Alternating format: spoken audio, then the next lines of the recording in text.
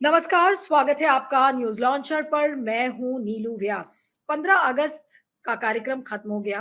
मोदी जी ने एक बहुत लंबा भाषण दिया था जो 7:30 बजे शुरू हुआ और 9 बजकर 13 मिनट पर उनकी स्पीच खत्म हुई है। उस स्पीच में उन्होंने सारी अपनी उपलब्धियाँ गिना डाली कि देखिए हमने ये काम किया, हमने वो काम किया, हमने तो वो काम कर दिया जो पहले की सरकारें नहीं कर पाईं। लेकिन 2-3 बिंदुओं पर उन्होंने कुछ ज़्यादा ध्यान देकर बात की। पहला उन्होंने कहा भ्रष्टाचार के खिलाफ जो मैं लड़ाई लड़ रहा हूँ, उसकी मुझे बहुत बड़ी कीमत चुकानी पड़ रही है। अब क्या कीमत चुकानी पड़ रही है? क्या उनसे लोग सवाल पूछ रहे हैं? क्या उनसे लोग उन पर शक कर रहे हैं? ये पता नहीं, लेकिन उन्होंने कहा कि मैं एक बहुत बड़ी कीमत चुका रहा हूँ। अब कीमत क्या है ये पता नहीं, इसको भी जानने की कोशिश करेंगे कि मैं बहुत बड़ी कीमत चुका रहा हूँ उस भ्रष्टाचार की लड़ाई में और मैं इस लड़ाई को जारी रखूँगा। लोगों में डर होना चाहिए कि भ्रष्टाचार वो ना करें और अगर करेंगे तो उनको डर होना चाहिए कि उनको सजा मिलेगी, यानी कि भ्रष्टाचारियों के पीछे मैं पड़ा रहूंगा। दूसरी बात उन्होंने जो कही, जो कि आज तक मैंने किसी प्रधानमंत्री के मुंह से नहीं सुना, वो बात कल नरेंद्र मोदी ने लाल किले के प्राचीर से कह डाली। उन्होंने कहा कि अभी तक जो यूनिफॉर्म सिविल कोड हमारे देश में बना हुआ था, वो एक कम्युनल सिविल कोड था, यानी कि वो एक सांप्रदायिक कम्युनल कोड था जो कि जो सांप्रदायिक सिविल कोड बना हुआ था। यानी कि उनके कहने का मतलब ये था कि जो संविधान निर्माताओं ने जिस तरीके का यूनिफॉर्म सिविल कोड बनाया वो गलत था। यानी कि अंबेडकर का क्या वो अपमान कर रहे थे? ये भी एक सवाल है। और तीसरी जो बात उन्होंने कही, तीसरी और चौथी मैं आपको बताऊंगी। तीसरी बात ये कही कि देश में एक देश एक चुनाव होना चाहिए। अब एक देश एक चुनाव होगा या फिर वो ये इशारा कर रहे थे कि मध्यावधि चुनाव होंगे, मिड टर्म पोल्स होंगे। और चौथी बात जो उन्होंने एक कही, वो बड़ी इंपॉर्टेंट थी कि 1 लाख लोग ऐसे आए जिनका किसी भी पॉलिटिकल कोई जिनका कोई पॉलिटिकल एफिलिएशन ना हो। उन्होंने कहा कि जिनका मामा, मामी, बाप, माँ कोई भी जिसका कोई भी कनेक्शन पॉलिटिक्स से ना हो, ऐसे 1 लाख लोगों को बीजेपी भर्ती करेगी। अब ये क्या एक नई सेना बीजेपी खड़ा करना चाह रही है परिवारवाद के नैरेटिव को फाइट आउट करने के लिए? क्योंकि बार-बार ये कहा जा रहा था कि बीजेपी बीजेपी में भी ऐसी बहुत परिवारवादी फैमिलीज़ हैं, लेकिन बीजेपी को अपनी परिवारवाद की जो डेफिनिशन है वो नज़र नहीं आता जो उनके ऊपर लागू होता है, लेकिन विपक्ष के ऊपर वो परिवारवादी उनको बोलने लगते हैं। तो प्रधानमंत्री की अब दिशा और दशा क्या होगी आने वाले दिनों में? आज हमारे साथ खास मेहमान जुड़ रहे हैं डॉक्टर सुब्रमण्यम स्वामी, जो कि बीजेपी के वरिष्ठ नेता तो हैं, लेकिन मोदी सरकार के एक बड़े आलोचक भी हैं और उनको भी हो सकता है कि बहुत सारी कीमत चुकानी पड़ी हो अभी तक मोदी जी के खिलाफ बोलने के लिए। डॉक्टर स्वामी आपका बहुत-बहुत स्वागत है। Thank you so much for joining. कल मोदी जी ने एक बड़ी बात कह डाली कि भ्रष्टाचार की लड़ाई में मैं बहुत बड़ी कीमत चुका रहा हूँ। क्या कीमत चुका रहे हैं आप? मैं कहता हूं कि सबसे बड़ा जो भ्रष्टाचार का जो मामला है वो है जो मैंने सोनिया गांधी और राहुल गांधी पर डाली, वो दोनों बेल पर हैं। ये खुद मोदी कहता था बैलगाड़ी में चल रहे हैं, बैलगाड़ी में चल रहे हैं। तो मैं कहता हूं कि जब नेशनल हेरल्ड केस में इतनी बड़ी घोटाला 5,000 करोड़ रुपए हड़प कर ली इन दोनों ने, उस पर वो मुझे जो दस्तावेज देनी चाहिए कोर्ट ने आदेश दिया है, परंतु सरकार आज तक मुझे 2 साल से मुझे ये दस्तावेज देने से चुपचाप है। ये नहीं कहते हम नहीं देंगे, नहीं देंगे तो मैं चले जाऊंगा सुप्रीम कोर्ट इसकी चुनौती देने के लिए, परंतु उसको दबा के रखते हैं, जवाब नहीं देते हैं और मुझे टालते रहना पड़ता है हमारी केस को। और ये मैं इनकी ऐसे अनेक हैं जिस पर उनको कदम नहीं उठाते। अब ये जो अभी जो घोटाला हुआ है, ये जो कमेटी का क्या उसको कहते हैं, ये फाइनेंस कमेटी जो है, उस पर उन्होंने उस महिला जो अध्यक्षा है उसको आज तक नहीं निकाला है। यदि आप हम सेबी चीफ की आप बात कर रहे हैं, सेबी चीफ जो माधुरी बुच है। हाँ हाँ सभी का, और जहाँ तक उनके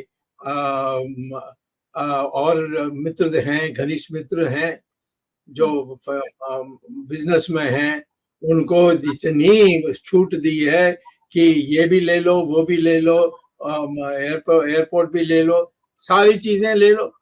अब उनका तो नाम ऑस्ट्रेलिया में खराब है, उनका नाम श्रीलंका में खराब है। अब उस व्यक्ति को इतनी महत्व देना, तो मैं समझता हूं कि ये जो कहते हैं मैं भ्रष्टाचार के विरुद्ध में लड़ूंगा, ये ऐसा झूठ है। ये नहीं करने वाले हैं। यदि उनको करना है तो मैं लिख कर दे देता हूं कि ये करना है, ये कदम उठाना है, मैं लिख कर भेज देता हूं, परंतु वो कभी इसकी सुनेंगे नहीं। तो सिर्फ लोगों को गुमराह करने के लिए इन्होंने ये मंच से कहा है। इनको चाहिए तो पार्लियामेंट में इसका सुनवाई हो जाए कि आज के देश में जो भ्रष्टाचार है उसमें पर्याप्त। डॉक्टर स्वामी, कई सारे इश्यूज हैं, इसलिए मैं अब एक एक करके बात करूंगी वरना सब कंफ्यूज हो जाएगा। हिंडनबर्ग की रिपोर्ट पे मैं बाद में आती हूँ क्योंकि उस पर भी आपसे विस्तार से बात करूंगी। लेकिन पहली बात जो कल उन्होंने लाल किले से जो कह डाला कि देखिए मैं तो एक बहुत बड़ी कीमत चुका रहा हूँ। प्रधानमंत्री कौन सी कीमत चुका रहे हैं आपके हिसाब से? आप तो बीजेपी के अंदर हैं, आपको तो पता होगा प्रधानमंत्री कौन सी कीमत चुका रहे हैं भ्रष्टाचार से लड़ाई की? एक कोई नहीं, उनका तो भला हुआ है। उनकी सारे जो इर्द गिर्द के लोग हैं, कई के नाम जानते हैं, कई के नाम नहीं जानते। कक्कू भाई का नाम कोई नहीं जानता, परंतु सबसे अमीर तो वो है। उसके बारे पूछिए कभी कक्कू भाई से कि भाई आप रशिया जाते हो उनके साथ, आप इधर जाते हो उधर जाते हो, क्या क्या कलेक्ट करके आते हो, कोई पूछने वाला नहीं है। तो मैं कहता हूँ ये तो एक छोटी बात है। बड़ी बात जो है वो है चाइना ने आपका 4000 स्क्वायर किलोमीटर जमीन हड़प कर ली, जो निर्विवाद जमीन है, जिसमें कभी चाइना ने पहले कभी नहीं कहा कि ये हमारा जमीन है। उसको आए अंदर और इन्होंने कहा कि कोई आया ही नहीं, कोई गया नहीं। आज भी कहते हैं कोई आया ही नहीं, कोई गया नहीं। मैं पार्लियामेंट में केस में नहीं क्वेश्चन डाला था तो राजनाथ ने कहा कि इस पर ये राष्ट्रीय सुरक्षा की मामला है। कैसे? चाइना हमारी हड़प करती है, वो राष्ट्रीय सुरक्षा का मामला है। सारा हिंदुस्तान को पता होना चाहिए कि चाइना ने ऐसा किया। तो ऐसे कई चीजें मैं बता सकता हूँ का ये भ्रष्टाचार इनका तो कुछ कभी था नहीं, गुजरात में भी और आज भी। और मैं तो ये जानता हूँ कि नेशनल हेराल्ड केस में जिस तरीके से नारंगा की, उसके साथ इससे लगता है कि उनको कोई इरादा नहीं कि कोई और भी करे, कोई ना करे, और मैं कहूँ कि कर रहा हूँ। नहीं तो क्या भ्रष्टाचार में मोदी जी लिप्त हैं क्या? आपके कहने से तो ऐसा लग रहा है कि भ्रष्टाचार को वो बोलते हैं भ्रष्टाचार के खिलाफ लड़ाई करेंगे, लेकिन वो तो भ्रष्टाचार में लिप्त है। जो भ्रष्टाचारियों को मदद करते हैं वो भी भ्रष्टाचार कर रहे हैं, और अडानी को जिस तरीके से वो मदद कर रहे हैं और भी लोग ऐसे हैं।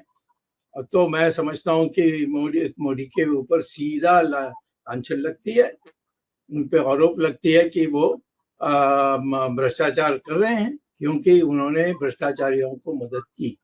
ये कहना कि दूसरे लोग कर रहे हैं मैं नहीं कर रहा हूँ, या कोर्ट में हमें मदद नहीं मिलती, या सुप्रीम कोर्ट में अड़ंगा लगाती रहती है, ये सब जो झूठ बोल सकते हैं। परंतु मूल बात है कि आपके अनुमति के साथ आपके इर्द गिर्द में रहने वाले लोग ये भ्रष्टाचार कर रहे हैं, उसके बारे आपको क्या कहना है? लेकिन वो तो ये कहते हैं मोदी जी कि मुझे तो बहुत बड़ी कीमत चुकानी पड़ रही है इस भ्रष्टाचार की लड़ाई के खिलाफ। ये क्या बात है? और मैं आपसे समझना चाह रही थी कौन सी कीमत मोदी जी चुका रहे हैं? कीमत तो मिल रही है, कहाँ चुका रहे हैं? मैं जानने चाहता हूँ। जो वो कपड़ा पहनते हैं उसी से लगता है कि बहुत परिवर्तन आया है। और मैं ये कहता हूँ कि हमारी पार्टी की नाम इस पर खराब हुई है, और पार्टी की जो शक्ति है घटी है। इस बार हमें मेजॉरिटी भी नहीं मिली। जहां ये कह रहे थे कि तीसरी बार हम 400 सीट लेंगे, वहां 250 भी नहीं ले पाए, 2040 में रुक गए। और ये नहीं कि हमें पता नहीं था, ये कोई जादू हो गई। मैं तो पब्लिकली कहता था 230 सीट्स मिलेंगे, और उसके आसपास ही मिली। तो सब जो भी आंख खोलकर या और बुद्धि का उपयोग करते हैं, और उनको तो पता ही था, सारा देश में बात करते थे, और पब्लिक ने जाकर उनको वोट नहीं दिया। जितनी पैसा खर्च करने के बाद भी उन्होंने नहीं दिया। इससे सिद्ध हो जाती है।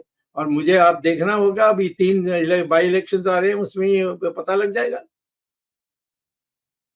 डॉक्टर स्वामी, आपने 2 बातें कही कि भ्रष्टाचार को मोदी जी क्योंकि बढ़ावा दे रहे हैं, इसलिए वो खुद भी भ्रष्टाचारी कहलाएंगे, और दूसरी चीज आपने कहा कि मोदी जी पार्टी का नाम खराब कर रहे हैं।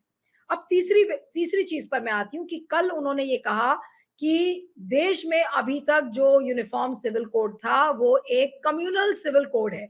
उसके बाद कई लोगों ने इस बात को लेकर कहा कि ये तो सरासर लाल किले की प्राचीर से आप अंबेडकर का अपमान कर रहे हैं। इस तरीके की बात मोदी जी ने कल क्यों की आपके हिसाब से? अब उतना तो अधिकार उनको है कि ये कहना कि मैं एक नया नाम दूंगा। सवाल है कि इस नया नाम में क्या कौन सी बात होने वाली है। हिंदुओं का होने वाली है, वो किस में होने वाली है। हम तो हिंदू लोग तो इसको रोकेंगे नहीं।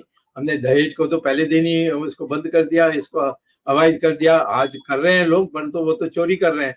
परंतु आम तौर पर मैं ये पूछने चाहता हूँ कि इसमें हमने सबको जोड़ दिया, ये कौन सी बात, कौन सी चीज पहले नहीं कर सकते थे और आज कर सकते थे, ये वो बताना चाहिए।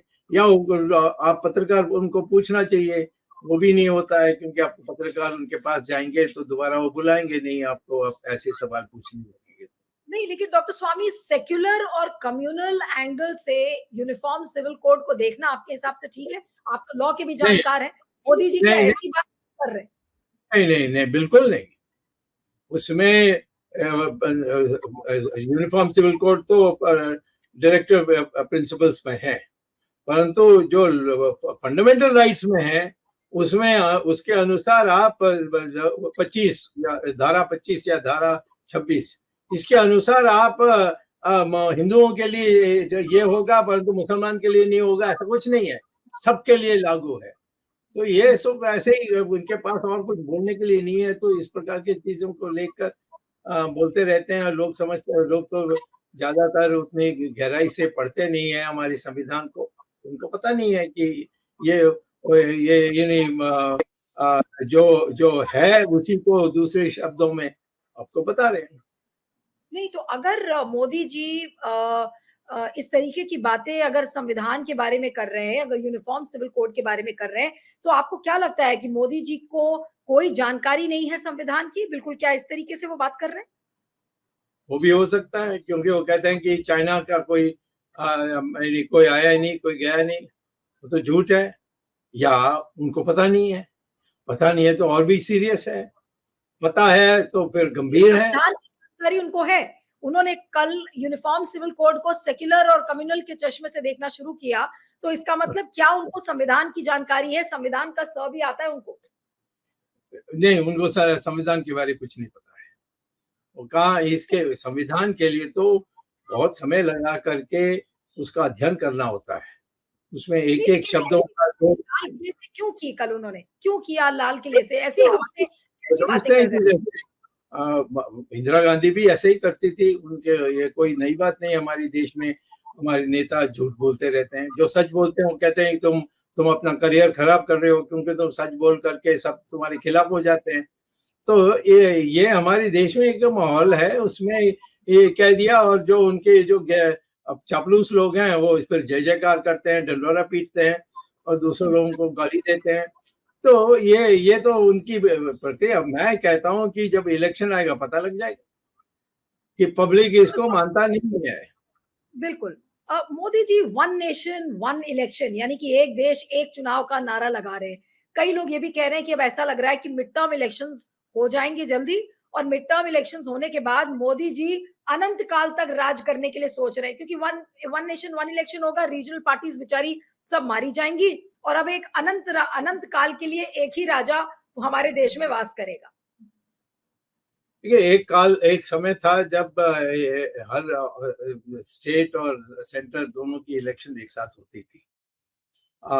जब जवाहरलाल नेहरू थे, उसके बाद सर लाल बहादुर आए, उसके बाद इंदिरा गांधी आई, ये ऐसा चलता था। बाद में जब ये आया राम गया राम का हुआ था, तो कई जो प्रांत थे, उनको उनकी नया इलेक्शन करने के लिए हुआ था, उसमें वो जो 5 साल का जो नियम था, वो बिल्कुल टूट गई।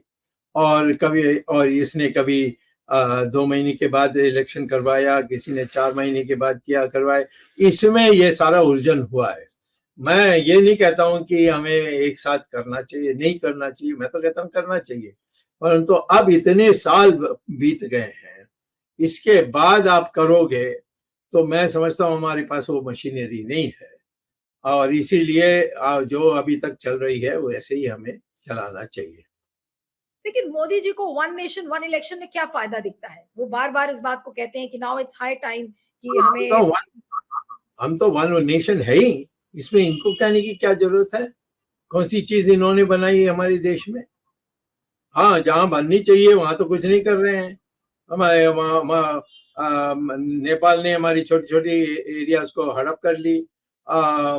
फिर जो और भी जो ये जो मालदीव्स थी, उन्होंने सारी आप लोगों को बाहर के निकाल दी। तो अब चाइना तो इतनी लद्दाख की जो आज अविश्वास, मैंने इसमें कोई चार्ज ही नहीं था कि ये चाइना का है, या चाइना ने पहले कभी चार्ज भी नहीं किया था, तब भी वो आ करके 4060 स्क्वायर किलोमीटर हड़प कर ली, और ये कहते हैं कोई आया ही नहीं, कोई गया ही नहीं। तो अब ये सब होने के बाद आप ये विश्लेषण में यही होगा कि आप पूछते रहेंगे, मैं कहूंगा कि नहीं मैं तो कहता हूँ जो भी मोदी बोलता है वो किसी से बात करके, पार्टी में किसी वरिष्ठ ज्ञानी से बात करके, इसमें मैं ये स्पीच दे रहा हूँ और इसमें गलत क्या है सही क्या है, तो किसी ने पूछते हैं। सब जो चापलूस लोग हैं उनके इर्द गिर्द में, उनको बताते होते कि ओ ये तो रामायण है, ये तो महाभारत है, या ये गीता है। तो वो जो कहते हैं उनको पता नहीं है कि पब्लिक में लोग इसको मानते नहीं है। डॉक्टर स्वामी रामनाथ कोविंद के नेतृत्व में एक पूरी कमेटी बनी है और उस कमेटी की रिपोर्ट है बकायदा वन नेशन वन इलेक्शन को लेकर, उस पर काम हो रहा है।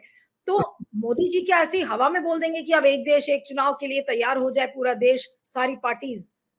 कैसे होगा? गोयल को हिम्मत होगी कि जो मोदी कल बोलता है कि ऐसा करो, वो नहीं करेगा? मैं तो गोयल को बहुत पहले से गोविंद को पहले से जानता हूँ, जो हमारे राष्ट्रपति रहे हैं। वो मोरारजी देसाई के क्लर्क के काम में करते थे, उस समय से मैं उसको जानता हूँ। और वो उनका स्वभाव भी मैंने देखा है। वो स्वभाव है कि बहुत डरते थे।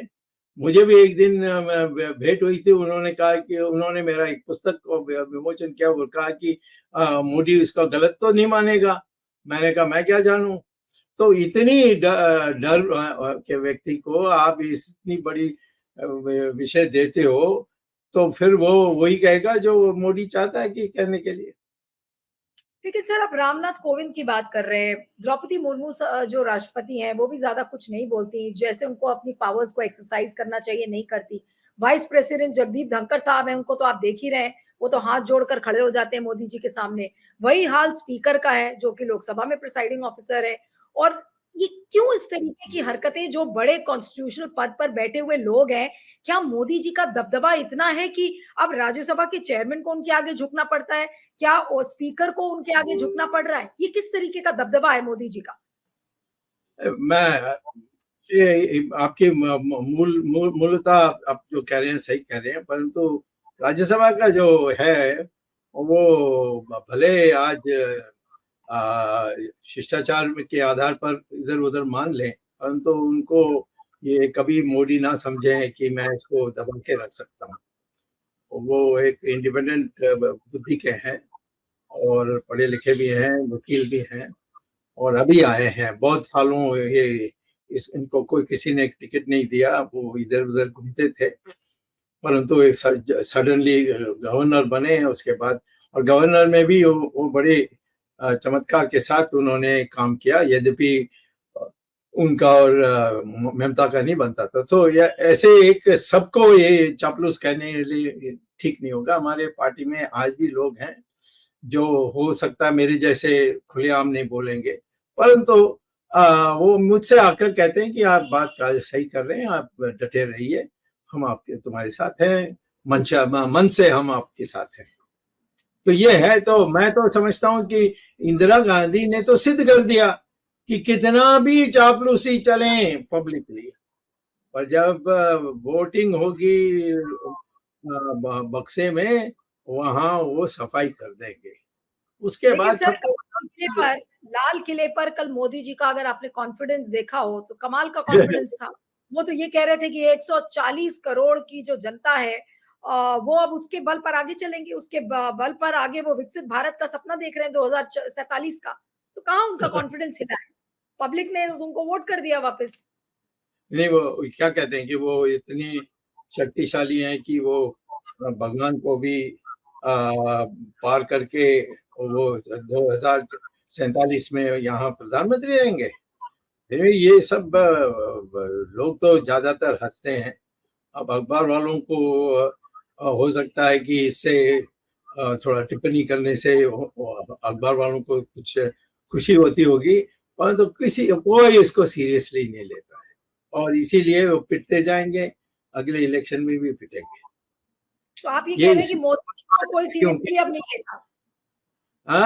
क्या मोदी जी को अब कोई भी सीरियसली नहीं लेता?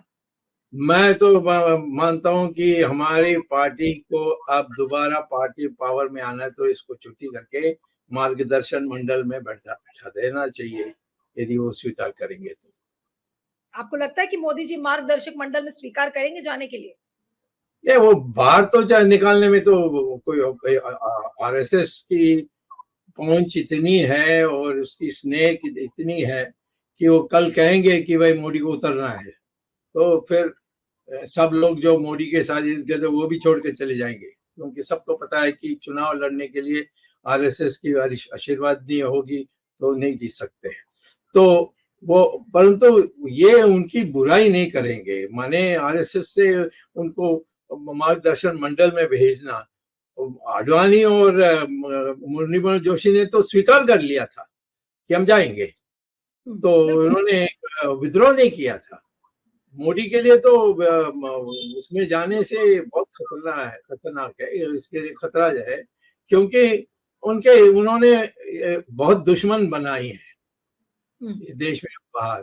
तो उनको उनकी रक्षा करने के लिए, जैसे पंजाब यानी गुजरात में भी उनके लिए बहुत बड़ी समस्या थी। तो मैं समझता हूँ कि उनके लिए एक स्पेशल अरेंजमेंट करना पड़ेगा, और मार्गदर्शन मंडल पर्याप्त नहीं होगी।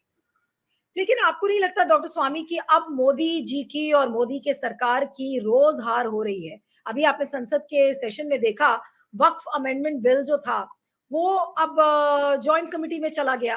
मोदी जी की हिम्मत ही नहीं हो पाई पास करवाने की। जैसे तो सारे कानून पास हो जाते थे, सब चाहे एमपीज को सस्पेंड करके, चाहे जैसे भी, पहले तो हर कानून पास हो जाता था। वक्फ अमेंडमेंट बिल उन्होंने जॉइंट कमेटी को भेज दिया, जॉइंट पार्लियामेंट्री कमेटी को। अब दूसरी जो बिल थी, एक ब्रॉडकास्ट रेगुलेशन सर्विसेज बिल, जिसपे उन्होंने सोचा था कि सोशल मीडिया पर शिकंजा कसेंगे, उसको लेकर बड़ा विरोध हुआ, उसको भी सरकार ने विड्रॉ कर लिया। क्या ये संकेत है इस बात का कि मोदी सरकार को या मोदी जी को अब अपनी हार सामने दिखने लगी है और उनको ये समझ में आ रहा है कि इस विपक्ष के सामने हम बहुत ज्यादा अब जिद्दी नहीं हो सकते? आम चुनाव में ही दिखाई पड़ा, मेरा मेजोरिटी नहीं मिली। मैं समझता हूं कि एक दीर्घकालीन और दूरदृष्टि कोई होता तो वो उस समय कहता है कि मैं अपोजिशन में बैठ जाऊंगा, और मैं कहता हूं यदि वो करते तो 2 साल के अंदर दोबारा आ जाते, परंतु उन्होंने इसको पकड़ा, उसको पकड़ा, जिनके साथ हमारे कोई सैद्धांतिक रिश्ते कोई है ही नहीं, उनको उनके सामने साष्टांग दंडावत कर दी, तो वो अलग बात है। मैं ये कहता हूं कि बीजेपी की जो अच्छी बात यह है कि कांग्रेस के इतने घोटाले हैं कि वो कांग्रेस कभी हमारी बीजेपी को गिरा नहीं सकती, वो मोदी को हरा सकती है। मोदी एक अपने चुनाव में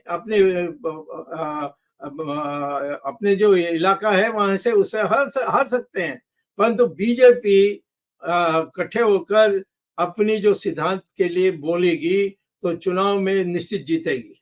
कांग्रेस को कोई नहीं चाहता है, और खास तौर पर अब राहुल गांधी का मैंने आज ही सुप्रीम हाई कोर्ट में पिटीशन फाइल की है कि ये इसके पास ब्रिटिश पासपोर्ट है, इसने स्वीकार अपने आप किया है, अपने दस्तखत में लिखा है, कंपनी उसने खोला है, उसके मालिक हैं और वो ब्रिटिश हैं, ये भी उन्होंने लिखा, ये सब मैंने दिया।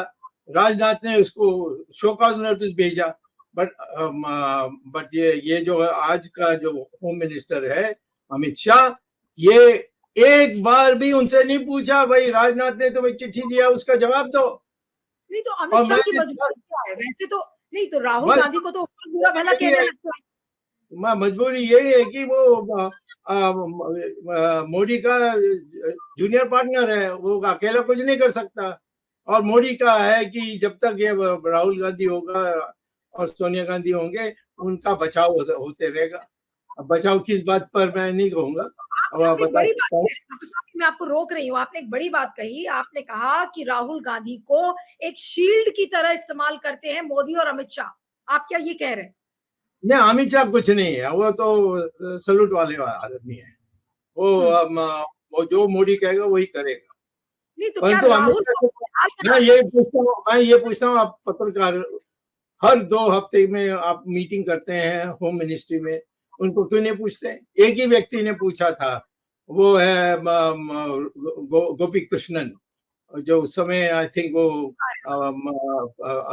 किसी अखबार में थे, अब तो इंडिपेंडेंट हो गए, परंतु वो उन्होंने ये सवाल पूछा था सबके सामने, और इन्होंने ये कहा अमित शाह ने कि इसकी जांच हो रही है। जांच की क्या बात है? चिट्ठी भेजा था राजनाथ ने जब वो होम मिनिस्टर थे, उसका जवाब नहीं दिया इन्होंने, तो इनको निकाल दो, कह दो कि भाई तुम ब्रिटिश सिटीजन हो, आज नहीं हो सकते हो।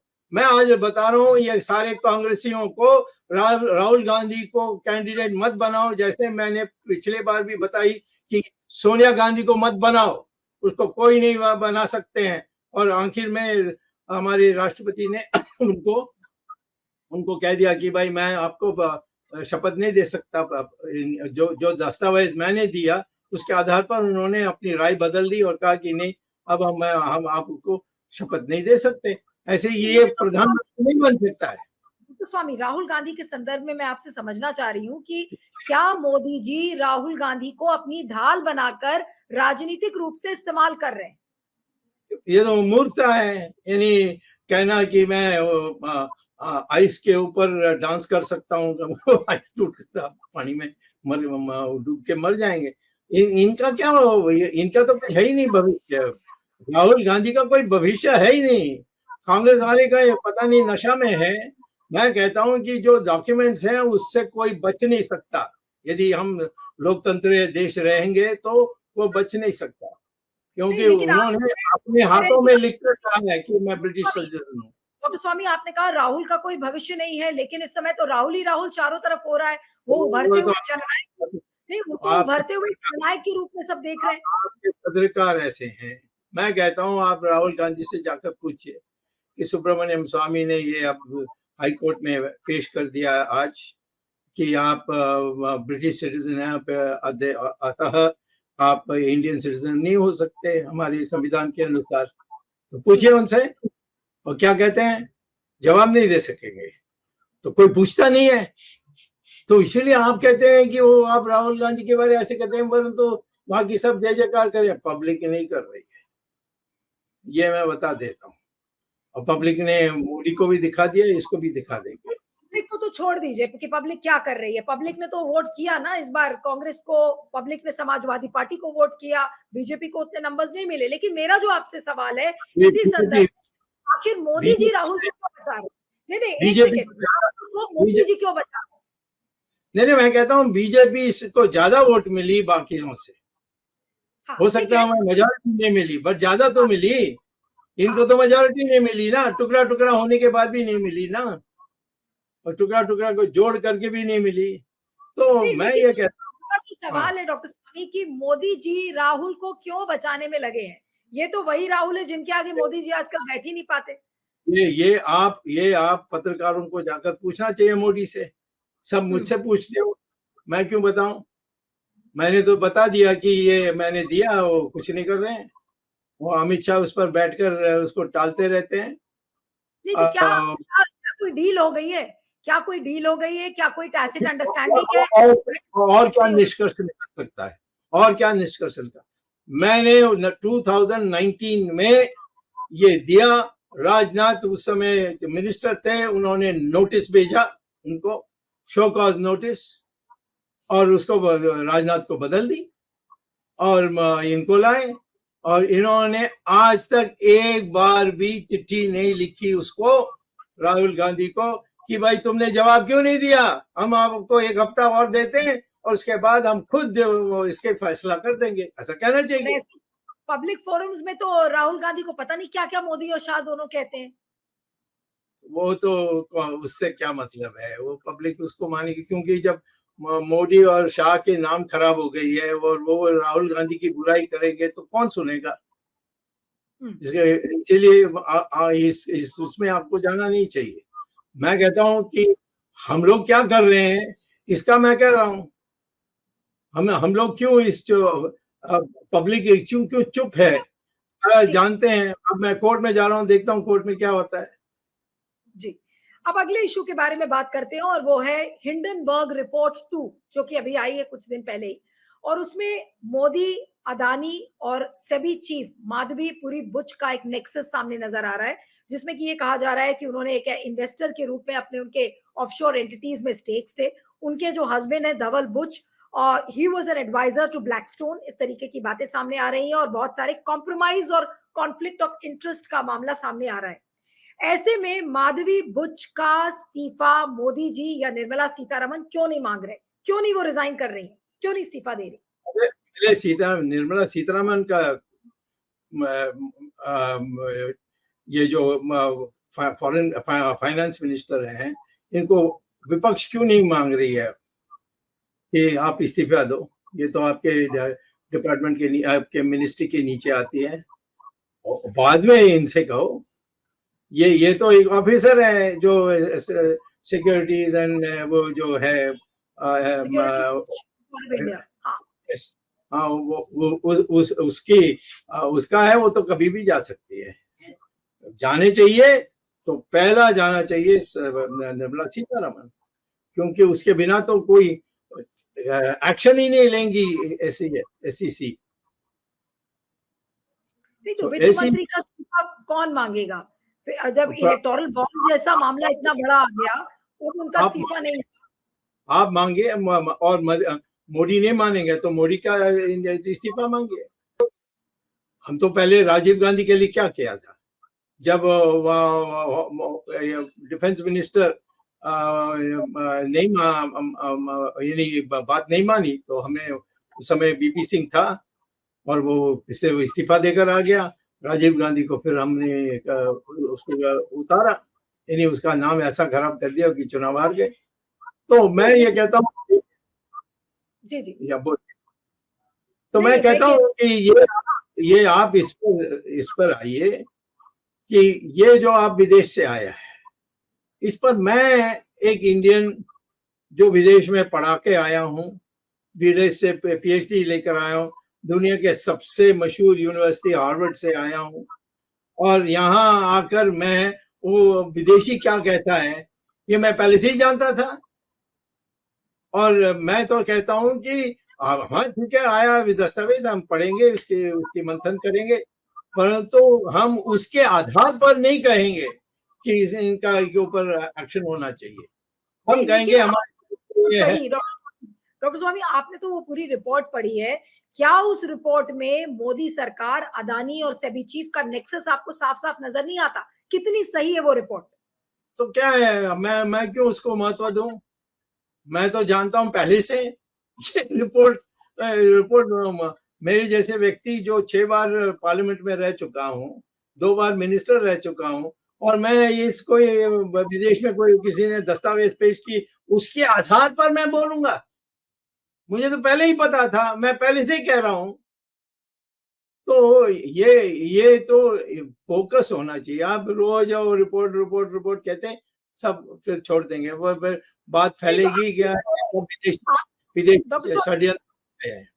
डॉक्टर स्वामी आप ये कह रहे हैं कि ये हिंडनबर्ग रिपोर्ट में जो खुलासा हुआ है, ये बातें आपको पहले से ही पता है और इस हाँ, पर पहले से ही कोई कार्रवाई नहीं हो रही, ये नोन फैक्ट है। आप ये कह रहे हैं कि यस, ये बिल्कुल नोन फैक्ट है। यस, तो इसका एब्सोल्युटली मतलब नोन फैक्ट। हिंडनबर्ग की जो रिपोर्ट है वो क्योंकि सही है। करने वाले लोग पावर में हैं, तो उनको तो पता ही होगा नहीं तो कि वो अगर गलत मान है। ऐसी कोई बात सबको पता है, जैसा आप कह रहे हैं कि मैं तो ये देख रहा हूँ होता हुआ कि कॉर्पोरेट प्रधानमंत्री और उनकी सरकार और सेबी चीफ का अगर घालमेल इस तरीके का नजर आता है, तो ऐसे में क्या इलाज होना चाहिए इस दिक्कत का? इलाज होना चाहिए कि हमारे पत्रकारों को रीढ़ की हड्डी की खोज करना चाहिए, क्योंकि सबसे ज्यादा दोषी तो पत्रकार हैं आजकल।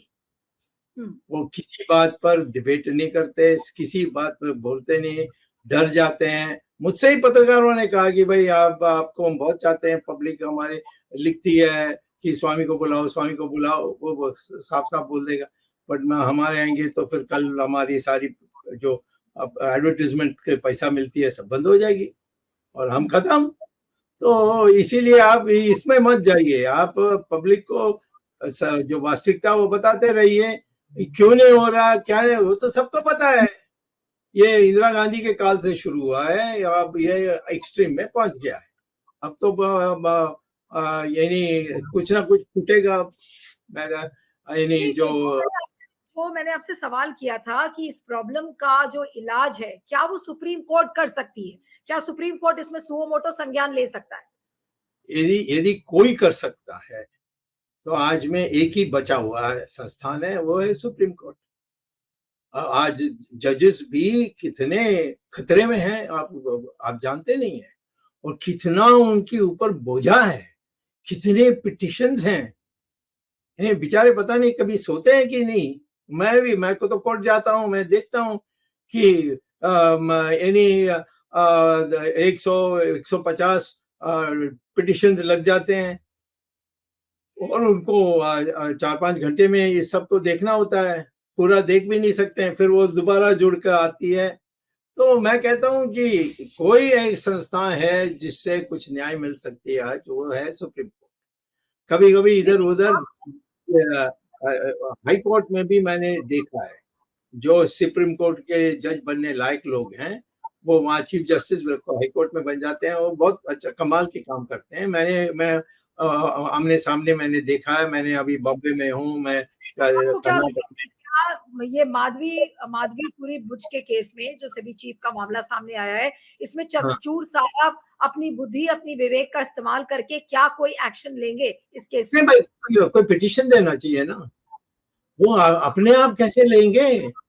ये तो काम नहीं है जज का। हम्म। कोई पिटिशन आकर दे।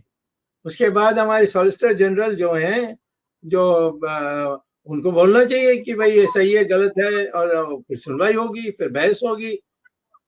तो उसमें फिर वो कह सकते हैं कि सारी दिकों को देखकर हम इस राय पर पहुंचे हैं। लेकिन आप सर, आप फाइनेंस के आप बहुत बड़े जानकार हैं, इकोनॉमिस्ट हैं। आपके हिसाब से अगर मान लीजिए आप वित्त मंत्री होते और वे आपके सामने अगर ये दिक्कत आती कि इस तरीके से आपको पता चलता कि सरकार में जो प्रधानमंत्री है वो एक कॉर्पोरेट हाउस के साथ है, कॉर्पोरेट हाउस सेबी चीफ के साथ है, तो एक वित्त मंत्री होने के नाते आप क्या करते? अब जो मैं करता हूँ, इसीलिए तो मुझे वित्त मंत्री नहीं बनाया ना। सबने कहा इनको मोदी को कि स्वामी को बनाओगे तो कल तुम्हें उतार देगा वो। हम्म। अब चंद्रशेखर को नहीं उतारा मैंने, नरसिम्हा राव को मैंने नहीं उतारा। तो ये मोदी क्यों डरता है? और जेटली रोज उसको कहता था ये स्वामी को जानते नहीं हो, बस इंटरनेशनल है, ये है वो है। हाँ, और जैसे वो बनेगा, दस्तावेज बनाएगा, उसको पब्लिक को लीक करेगा और फिर आपको छुट्टी करके जाना पड़ेगा। और ये सब डरपोक है, क्योंकि वो यानी जानते हैं कि सब सच। मोदी जी ने आपको इसीलिए वित्त मंत्री नहीं बनाया क्योंकि वो आपके डॉक्यूमेंट से और आपसे डरते थे, हाँ आपकी बिल्कुल, ईमानदारी। और कुछ नहीं, और कुछ नहीं। क्योंकि चुनाव के टाइम में तो सब कह रहे थे मैं फाइनेंस मिनिस्टर बनने वाला हूँ, फाइनेंस मिनिस्टर दिल्ली, नई दिल्ली से मैं लोकसभा के लिए लड़ने वाला हूँ। मेरा नाम भी अनाउंस कर दिया, जो इंचार्ज थे गडकरी, उन्होंने अनाउंस कर दिया, मीटिंग बुला करके, डिनर करके, कि मैं जीतने वाला हूँ, मैं लड़ने वाला हूँ। डॉक्टर स्वामी, ये किस साल की बात है जब आपको आपका नाम डिक्लेयर कर दिया था वित्त मंत्री के लिए? ये 2014 में। हाँ, और फिर अचानक से मोदी जी को क्या लगा कि आप बहुत ऑनेस्ट है, ईमानदार है, फिर गडकरी को हटा दिया, जिन्होंने जो अध्यक्ष थे वो मानने वाले नहीं थे, तो राजनाथ को लाए। राजनाथ परंतु उसका एडजस्टमेंट टाइप माइंडसेट है। उन्होंने मुझे फोन किया, स्वामी जी मैं क्या करूं, सब लोग इकट्ठे होकर एक इमरजेंसी मीटिंग करके कहा कि स्वामी को नई दिल्ली से नहीं खड़ा न कर देंगे। हम अरुण जेटली कहता है तुम पंजाबी नहीं हो। अरे मुझे कौन पंजाबी मानता है, या मद्रासी मानता है, या बंगाली मानता है, सब मुझे इंडियन मानते हैं। पर वो जेटली जो चुनाव लड़ नहीं सकता, और लड़ेगा तो हारेगा, और जब सब जीत रहे थे वो हार गया अमृतसर में, अमृतसर जैसी जगह से वो हार गया। और मुझसे मोदी ने मुझे फोन करके कहा कि भाई तुम्हारे पास ऐसे दस्तावेज हैं जिससे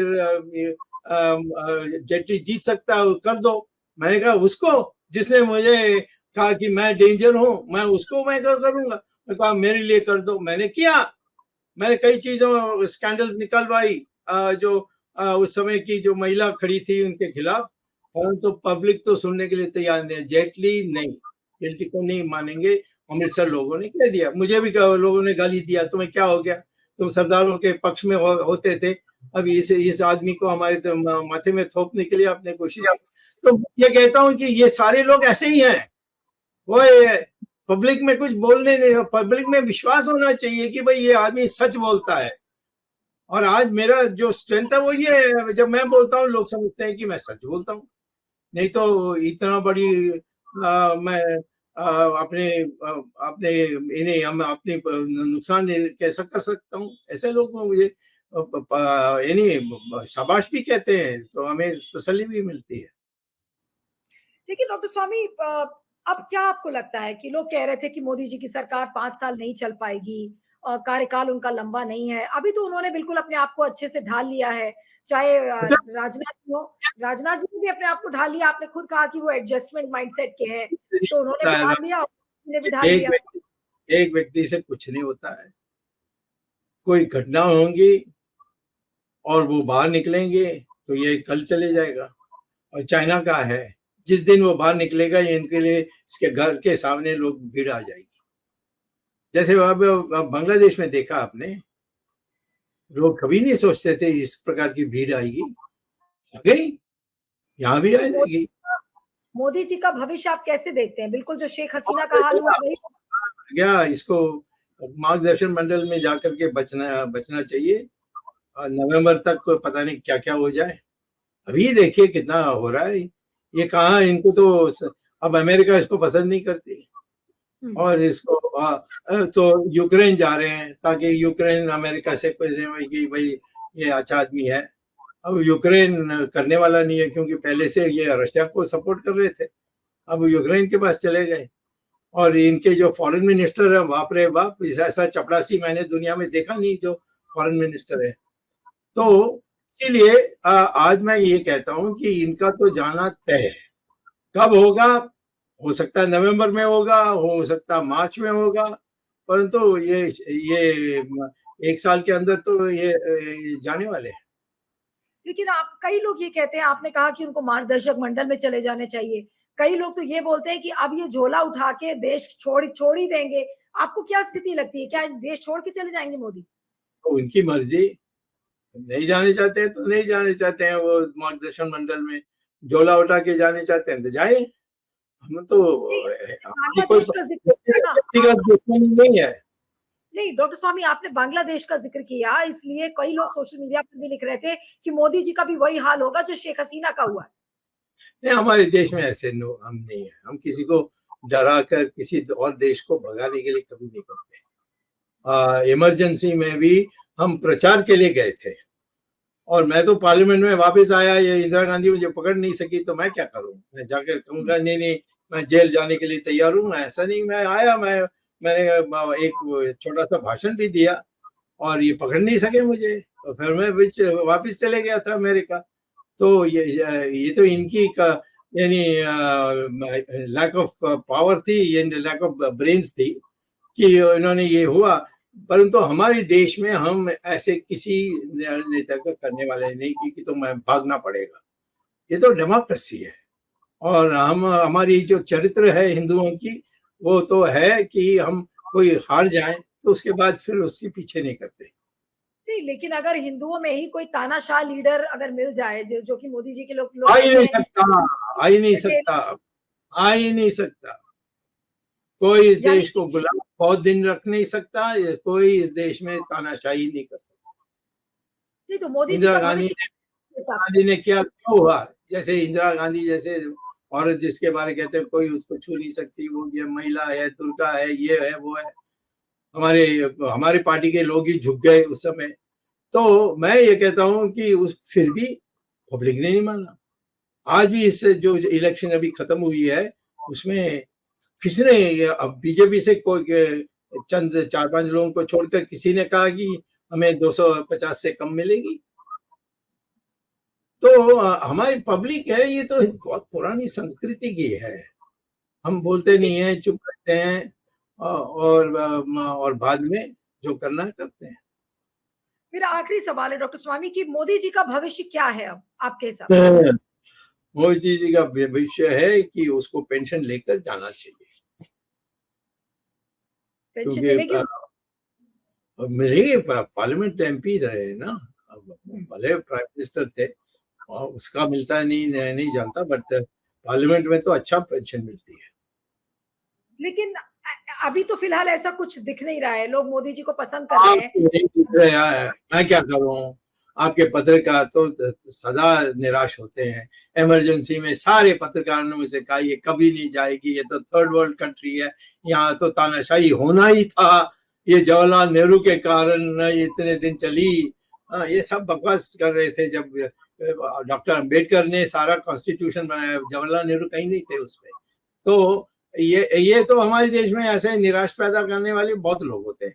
मैं कहता हूँ इस देश का निराशा लोकतंत्र को कोई नष्ट नहीं कर सकता, इस देश को कोई गुलाम नहीं कर सकता, भले टाइम लग जाए, परंतु आखिर में हम ही जीतेंगे, वो सब मरेंगे। लेकिन अगर एक लाइन में मैं आपको कहूँ डिस्क्राइब करने के लिए कि जो मोदी रेजीम है, उसको आप कैसे डिस्क्राइब करेंगे? आपने कहा भाई देश गुलाम नहीं हो सकता, सही बात है, एडमिटेड, फेयर इनफ। ये देश एक डेमोक्रेटिक देश है, फेयर इनफ। लेकिन मोदी रेजीम को आप एक लाइन में अगर मैं कहूँ आपको डिस्क्राइब करने के लिए, तो आप कैसे डिस्क्राइब करेंगे? नहीं, क्या डिस्क्राइब करना है, वो कुछ है ही नहीं तो मुझे बोलने के लिए। ये ज्यादा कुछ नुकसान भी नहीं कर सकते क्योंकि हमारे देश में सब इधर उधर रास्ते में रोक देंगे और हमारे देश में लोग चुपचाप बैठने वाले लोग नहीं हैं। तो इधर उधर किसी अपने यानी हमारे दोस्त को अडानी, उसको दे दिया कुछ, उसमें आप लोग पत्रकार दो तीन दिन प्रेस में देंगे, उसके बाद भूल जाएंगे। तो ऐसे ही है, उसके बारे हम नालायक है, ये ज्यादातर सब मानते हैं। अब इसका बस का नहीं है। जो हमारी उम्मीद थी वो सब ठीक है, हो गया, उसको हम उस उम्मीद के अनुसार हमने उसको वोट दिया और बीजेपी में हमें विश्वास था और हिंदुत्व लाएंगे ऐसा सोचते थे। और अब वो कहते हैं कि ये हमारी बटा बैठा देगा, तो इसीलिए इसको जाना चाहिए। चलिए, आपका बहुत बहुत शुक्रिया doctor Swami. Thank you so much for joining. Thank you. अच्छा।